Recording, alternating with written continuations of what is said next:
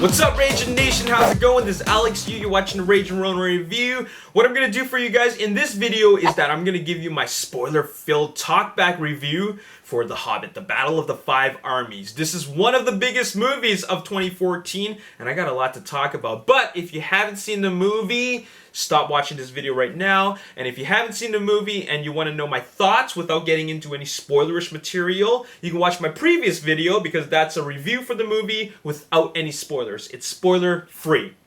Anyways, there's a lot to talk about, so what I'm going to talk about in this video is I'm going to talk about things that I liked about the movie, things that I thought could use some improvement, and also I'm going to raise some questions and get into some discussion material. Now, first of all, something that I really want to mention that I loved about this movie is Legolas. Legolas is always awesome, and he's just as awesome in this movie. Now, his character doesn't have that much depth in this movie, mainly because, well, he's not the star of the movie, but he is the star of the action.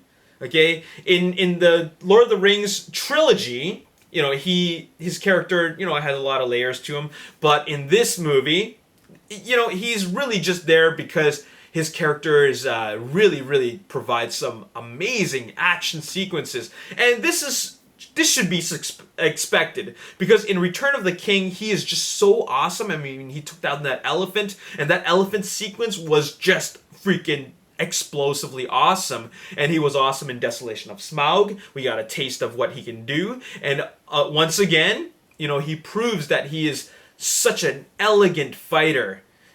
Once again, in this movie, there's some really cool stunts that take place in this movie, such as this bridge that is collapsing, and as it's collapsing, he's like stepping on falling bricks, and that's just a crowd-pleasing moment, okay? And there's a lot of times where he's just grabbing things as he's swinging around, and he's just defying gravity, and every one of these scenes are so much fun to watch, and I love what Peter Jackson does with this character. I mean, it's so creative in creating these great set pieces just that are built around his physical performance. So very awesome. Another thing that I liked is, well, I mentioned this in my previous my spoiler-free review, and is the one-on-one battles. Okay.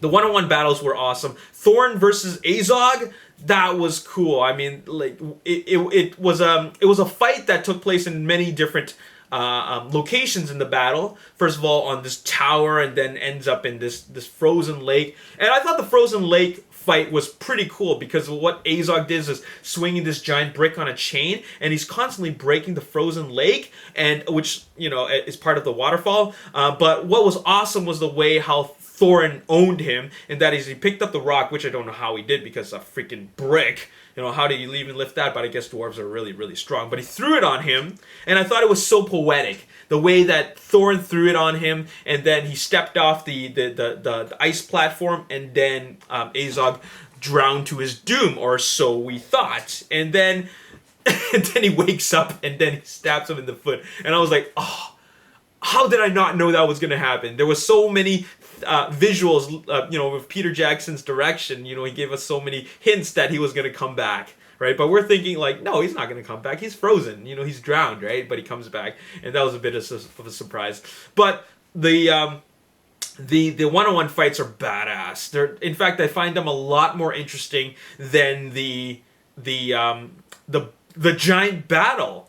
The giant battle, I thought, had no depth to it. It was fun to watch. I mean, it was fun to watch when it happens, but, you know, I felt that, you know, if you compare it to Two Towers and Return of the King, the Battle of the Five Armies, like the actual battle itself, it moves a bit too quickly.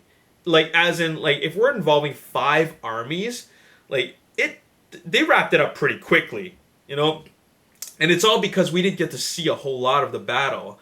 Let me tell you something that I thought could have been improved, okay? And that is what they did with the elven army, okay? The elves take out their bows, very uniformly, very beautifully directed. They take out their bows, getting ready to shoot, but then he says, eddies or stand down, so they put them back, okay? Put him back. Like there's like 6 moves in that standing down moment. And then another army comes by and they put their things up. They're about to shoot arrows. Okay, they got their bows ready, about to shoot arrows, and they put them away again. I don't know how many times I was hoping for a moment where the elves were gonna shoot their arrows, but they never did. Okay, the elven army was useless. Okay, the elven army was there for show. They showed off some great things that they could do. They stand very uniformly. They march very beautifully. But when it comes to fighting in the Battle of the Five Armies, it's all for show. Not once did they shoot a volley of arrows into an army. I was expecting to see that, but it does not happen. It happens in the trailer. It doesn't happen in the movie. Instead, all they do is run into an army. You know, one army runs into another army. And we've seen this sort of thing before. Like I said in my spoiler-free review, the Battle of the Five Armies lacks tactics. All it was just armies running at each other. There was no long-distance battle other than the trolls with their catapult backpacks. Other than that, there was no long-range fighting, okay, which I thought was quite a tease, because the trailer suggested that there was this moment where all these arrows, like a rain of arrows, was gonna come down like the arrows in 300 that was gonna blot out the sun, okay, but it never happened, and I was so disappointed by that. I was thinking, when is this scene actually gonna take place? And they also had like freaking arrow catapults in the trailers. They showed these oversized bows that shoot spears like arrows, but we never get that in the movie. Isn't that interesting? Why did they decide to cut that out? So the battles themselves was never anything that was really I guess innovative. They didn't do anything new with it. It's stuff that we've already seen. I thought that this would have been a great opportunity for Peter Jackson to give us new things. But what he does is that he introduces them very awesomely. Every army has a great entrance, like a really grand entrance, but then when it comes down to it, it's all just a bunch of close-up, hand-to-hand, close-quarters combat, which is just like you know, we've seen all this type of thing before. You know, and the Dwarven army, they just come for the sake of being the 5th army or one of the 5 armies. All right, like they just come out of nowhere. I mean, there was no announcement that, okay, this is going to involve the dwarves as well, like the Dwarven army. Like they just come out of nowhere. And another thing that was missing from the movie that was in the trailers is the rams. There wasn't like a herd of rams in the trailer, but there was only one ram in the movie. Okay, I think there was, yeah. Well, there was not a herd of rams that was, you know, just charging into the orc army. There wasn't. Okay, so that was really unfortunate. And speaking of grand entrances, you have this grand entrance with these worms, these giant, like, overgrown worms. Okay, which I thought, when I saw it, I was like, what? How are they gonna fight these things? I was so shocked and surprised. That was cool. Peter Jackson gave us something cool, all right? But then they came out and then they disappeared, because all they really do was burrow holes for the orc army to come out. And get this, okay? The whole time I was actually trying to figure out who are the 5 armies. This is called the Battle of the 5 Armies, so who are the 5 armies, okay? So we got an elven army. We got a dwarf army. We got an orc army. So who are the other 2 armies, okay?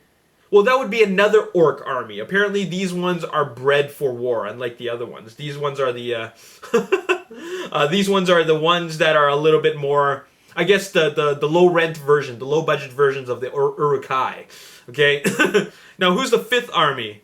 Would it be the Lake Town people? Because if they're the Lake Town people, that's a pretty pathetic army. Okay. When I hear a movie called The Battle of the 5 Armies, I expect a battle with 5 armies. Not 3 armies and a clone of a 3rd army, and also not humans with pitchforks. Okay, that is not an army. That is an angry mob. Now, if somebody thinks that the 5th army would be the Eagles, No, just no. That's a creation of Gandalf and his spells. Speaking of the eagles, one thing that I felt that the was really weak about the battle of the five armies, like the actual huge battle itself, is that the eagles always ruin everything. Okay, sure, they saved the dwarves in the Hobbit, An Unexpected Journey. They were very useful then. Okay, and they also fought off the orcs in in Return of the King. At the end.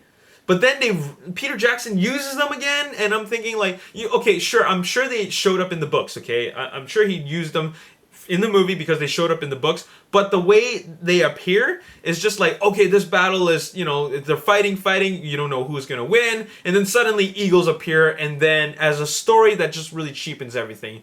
Because we never actually see like the battle on a more personal, up close and personal level. We only see the battle as like, okay, here's all the army, and here's the eagles just wiping them out with their claws as they glide down and dive bomb them. And then we're supposed to assume that the eagles wiped out every single one of the orcs, and then they're done. Okay? In fact, they cut away in the middle of that attack from the eagles, and then go into the more exciting one-on-one battles.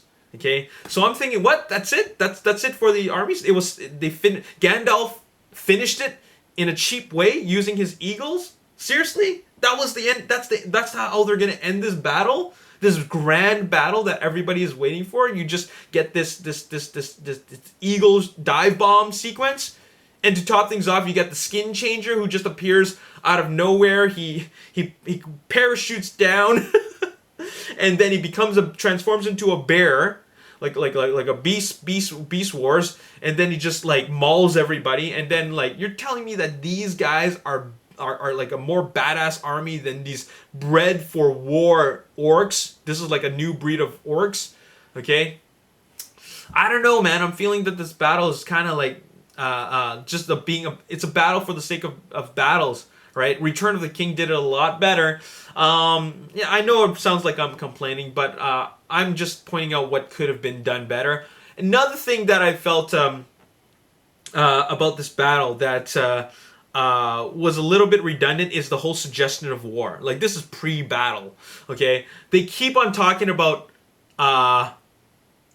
the idea that war is going to happen and okay, let me give you an example. Okay, we know that there's going to be a huge battle taking place, but between the Lake Town destruction from Smaug and the battle, there was a whole dialogue sequence that existed between several characters that was very, very repetitive, and that is to prevent the war from happening. And what they always say, which is very, very cliche, is that things like, for example, Bilbo says to Thorin, he says, "Do you want peace or do you want war?"